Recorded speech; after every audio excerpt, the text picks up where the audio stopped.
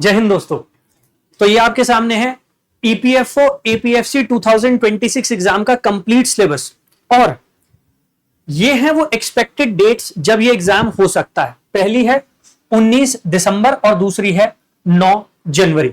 तो इन्हीं दोनों डेट्स में से एक डेट पर ये एग्जाम हो सकता है। मैं ऐसा क्यों कह रहा हूं?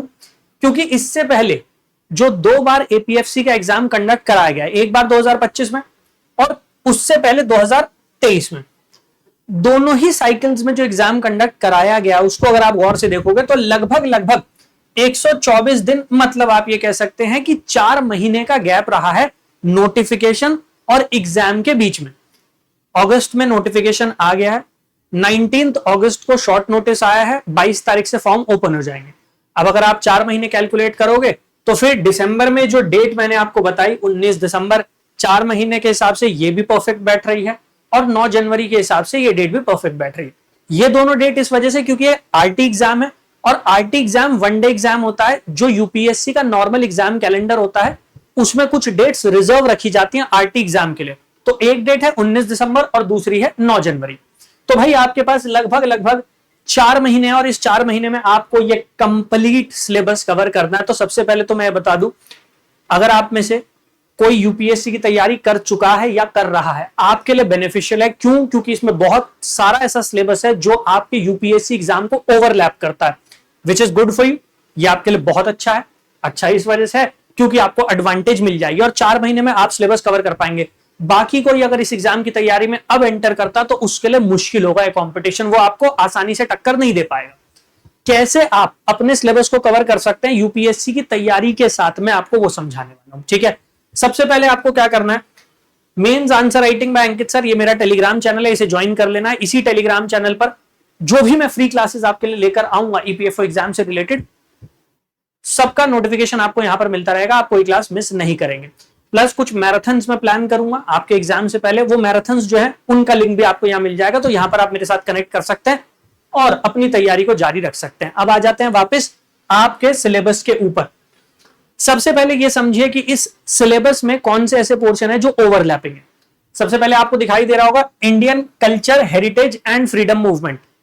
मैं थोड़ा सा जूम कर देता हूं जिससे और क्लियरली आप इस सिलेबस को देख पाओ। ठीक है, तो सबसे पहले अगर मैं सिलेबस में सब्जेक्ट्स की बात करता हूं तो Indian culture, heritage and freedom movement completely UPSC का ही सिलेबस यहां पे प्रिस्क्राइब किया गया। वही ancient, medieval, modern history, art और कल्चर का सेक्शन वही है और कुछ नहीं है।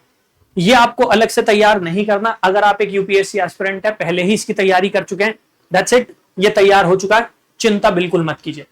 एस्पिरेंट नहीं है तो अलग से तैयारी करनी पड़ेगी, जुट जाइए हिस्ट्री को अच्छे से कवर करने में। Next, developmental issues and present trends in Indian economy. ये बेसिकली करंट अफेयर्स और इंडियन इकोनॉमी का अमलगमेशन है। अगर आपने इंडियन इकोनॉमी अच्छे से कवर की है यूपीएससी लेवल पर जाकर, चिंता करने की कोई बात नहीं है, ये सेक्शन आप अच्छे से कवर कर लेंगे, प्रोवाइडेड आप करंट अफेयर्स को भी डेली बेसिस पे कवर कर रहे हो। अगर नहीं कर रहे हैं तो प्रॉब्लम हो सकती है। करंट अफेयर का एक स्पेशल बैच में रन कर रहा हूं, आप उसमें मेरे साथ जुड़ सकते हैं। सारे करंट अफेयर में डेली बेसिस पे कवर करवाता रहता हूं, ये पूरा पोर्शन उसी के साथ कवर हो जाएगा, अलग से कुछ नहीं पढ़ना पड़ेगा। ठीक है, तो इससे पहले हिस्ट्री और ये इकोनॉमी, ये आपका कॉमन सेक्शन है। यूपीएससी एस्पिरेंट्स को अलग से इसे कवर नहीं करना है, ये ऑटोमेटिकली आपका कवर हो रहा है, चिंता बिल्कुल मत करो। ठीक है, फिर थोड़ा और नीचे आएंगे तो governance and constitution of India, ये बताने की जरूरत है ही नहीं, एम लक्ष्मीकांत आप सब पढ़ते हो। तो पॉलिटी और गवर्नेंस तो भाई ब्रेड एंड बटर है यूपीएससी एस्पिरेंट्स का, तो आपका ये प्रिपेयर्ड है। अगर नहीं पढ़ी है पॉलिटी तो टेंशन है, तो फिर पढ़ लो उठाकर। ठीक है, तो पॉलिटी का पूरा सिलेबस आपका कवर्ड है, इसकी बिल्कुल चिंता नहीं करनी है। 3 मेजर पोर्शन, 3 बड़े पोर्शन, हिस्ट्री, इकोनॉमिक्स और पॉलिटी प्रिपेयर्ड है आपका, चिंता बिल्कुल मत कीजिए। ठीक है, फिर आ जाते हैं जनरल साइंस। अगेन हम यूपीएससी की तैयारी में साइंस प्रिपेयर करते हैं, 6 to 10th क्लास तक की एनसीईआरटीज आप कवर करते हो, जिसमें मेजरली 10th क्लास की एनसीईआरटी पे फोकस करते हो, बायो के सेक्शन पे फोकस करते हो, वही है। तो जनरल साइंस आपका प्रिपेयर है। जनरल साइंस के साथ साथ साइंस एंड टेक्नोलॉजी, उसमें जो टेक का पोर्शन होता है, करंट अफेयर्स ओरिएंटेड होता है, वो आप कवर करते हो, वही है। अलग से जो पढ़ना पड़ेगा वो है कंप्यूटर एप्लीकेशन। ये अलग से पढ़ना पड़ेगा क्योंकि ये कोर यूपीएससी के सिलेबस में नहीं आता, तो हम इस पर फोकस नहीं करते। तो भाई ये पोर्शन है जो अलग से प्रिपेयर करना है। इससे ऊपर जितने टॉपिक दिए गए हैं, एक यूपीएससी एस्पिरेंट तैयारी करता है, टेंशन मत लो, तैयार है आपका। नहीं पढ़ा था क्योंकि यूपीएससी में जो साइंस एंड टेक का पोर्शन आता है वो करंट अफेयर ओरिएंटेड होता है, तो थोड़ा सा बायो के सेक्शन को पढ़ लेना, अदरवाइज करंट अफेयर से ज्यादातर क्वेश्चन बनेंगे, चिंता मत करो। यूपीएससी एग्जाम कंडक्ट करा रही है, 2025 का पेपर उठाकर देख लो, आपको समझ में आ जाएगा किस पोर्शन से क्वेश्चन किस टाइप का पूछा गया। ठीक है, यूपीएससी का एग्जाम है, याद रखना, इधर उधर से लोग आएंगे, तैयारी करेंगे, पेपर देंगे, कोई फर्क नहीं पड़ने वाला, ये एग्जाम तुम्हारा है। क्योंकि इस एग्जाम का लेवल यूपीएससी प्रीलिम से थोड़ा सा ही कम था लास्ट टाइम, आसान एग्जाम नहीं था, तो यूपीएससी एस्पिरेंट्स के लिए बहुत एडवांटेज है इसमें, आपको एक अपर एज है। ठीक है, तो ये सारा प्रिपेयर्ड है, अलग से बस कंप्यूटर एप्लीकेशन वाला पोर्शन पढ़ना पड़ेगा। इसके बाद है आपका maths, statistics, general mental ability. भाई सी सैट की तैयारी करते हो, सी सैट की तैयारी हो ही रही है और मुश्किल होता जा रहा है सी सैट, बस ये सी सैट है और कुछ नहीं है। सी सैट के लेवल पर ही तैयारी करके जाना, हल्के में मत लेना इस पोर्शन को, ये पोर्शन डिसाइड कर देगा कि आपका सिलेक्शन हो रहा है या नहीं हो रहा। सीट्स बहुत कम है, 80 सीट हैं, तो बहुत मारामारी होगी, मतलब बहुत तगड़ा कंपटीशन होने वाला है। सिर्फ 80 सीट्स हैं और कैटेगरी वाइज देखोगे तो फिर तो सीट सिंगल डिजिट में, जैसे ईडब्ल्यूएस के लिए केवल 8 सीट है आई गेस। ठीक है, जनरल में 29 सीट्स है, तो सीट्स बहुत कम है, तो मारामारी तो बहुत होने वाली है। तो इसी वजह से ये पोर्शन सी सैट वाला और अच्छे से तैयार करके जाना, सी सैट के हिसाब से तो करते ही हो तैयार, और बढ़िया तरीके से कर लेना जिससे यहां पर मार्क्स खींच लो। इसके बाद वाला जो पोर्शन है वो थोड़ा अलग है, वो आपको अलग से करना पड़ेगा। अब इसके लिए आपको क्या करना है, अगर आप एग्जाम दे रहे हैं, फॉर्म फिल कर रहे हैं, तो अपने माइंड में रखिए कि मुझे क्या करना है। मुझे ना पॉलिटी की टेंशन लेनी है, ना इकोनॉमी की लेनी है, ना हिस्ट्री की लेनी है, ना सी सैट वाले पोर्शन की लेनी है। ये जो मेरी यूपीएससी की जर्नी चल रही है, तैयारी चल रही है, मैं उसके हिसाब से उसे अलग से तैयार करता रहूंगा। वो तो 2027 प्रीलिम्स में भी आने वाला है, ये पोर्शन तो प्रीलिम्स में भी आएगा अगले साल, तो उसको आप यूपीएससी के हिसाब से तैयार करते हो। पैरेलली दिन में 1 घंटा निकाल लो, और ये जो एक्स्ट्रा सब्जेक्ट है जैसे industrial relation, labour law, social security, पहले इसे कवर कर लो। चांसेस रहते हैं कि सोशल सिक्योरिटी, लेबर लॉ के थोड़े ज्यादा क्वेश्चन आ जाए।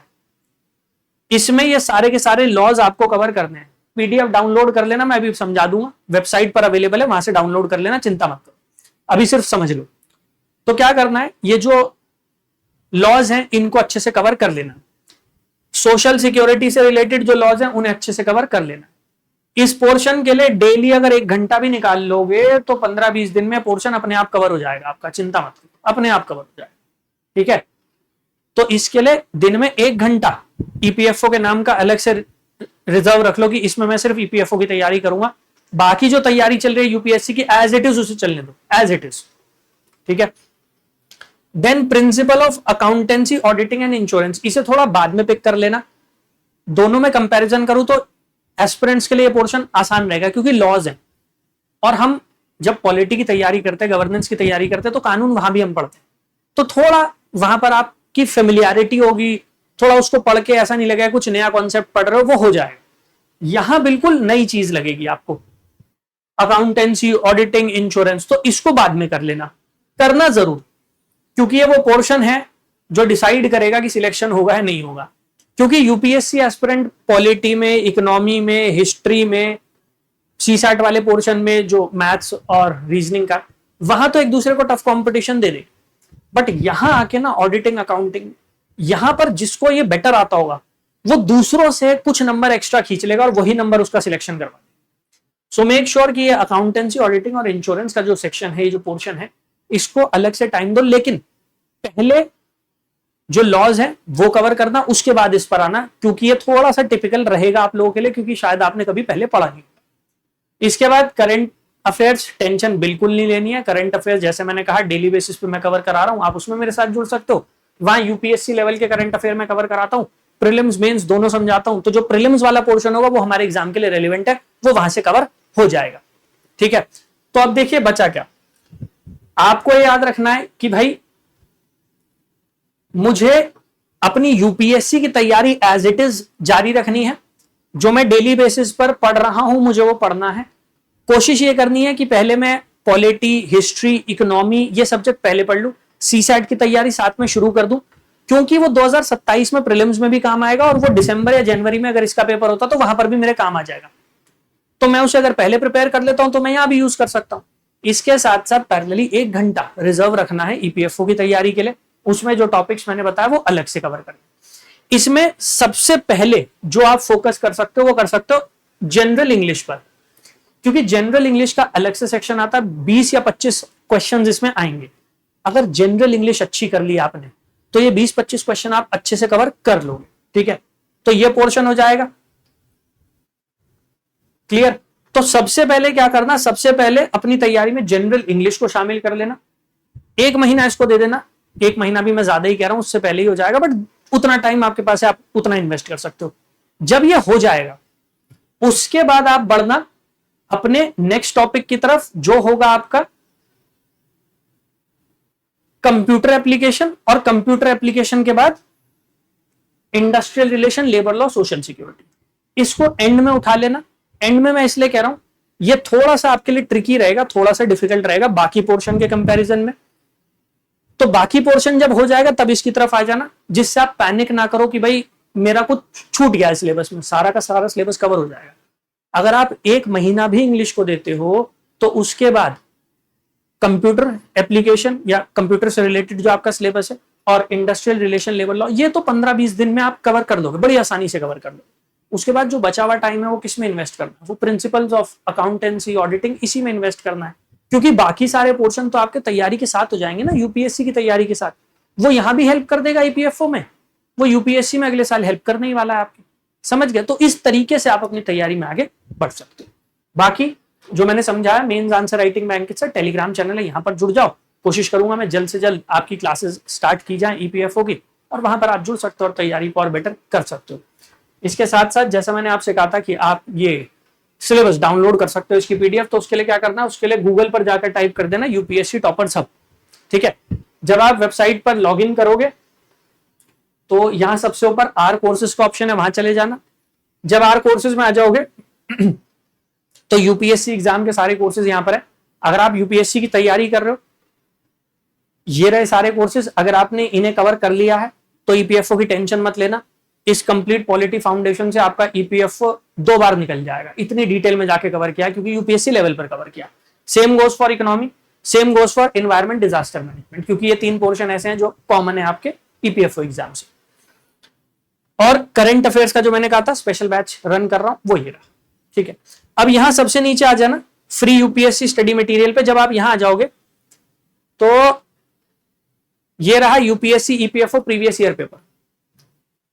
जब आप यहां आओगे प्रीवियस ईयर पेपर पर तो सबसे नीचे एपीएफसी 2026 डिटेल्ड सिलेबस ये रहा। यहां से आपको रीड पे जाओगे ना तो ओपन हो जाएगा, ठीक है, ये आ गया।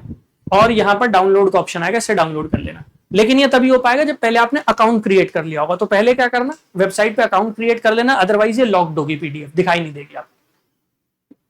अकाउंट क्रिएट करने के बाद यहां पर ऑप्शन आएगा add to your account, add कर लेना अपने अकाउंट में, उसके बाद आपको ये शो हो जाएगी, ठीक है। तैयारी अच्छे से करना, सीट्स कम है लेकिन यूपीएससी एस्पिरेंट्स के लिए एडवांटेज है, आप वहां पर दूसरों को बीट कर सकते हो। ट्रस्ट में आप कर दोगे अगर आपने थोड़ा फोकस करना। Alright, so all the very best, मिलेंगे आपसे क्लासेस में। थैंक यू, जय हिंद।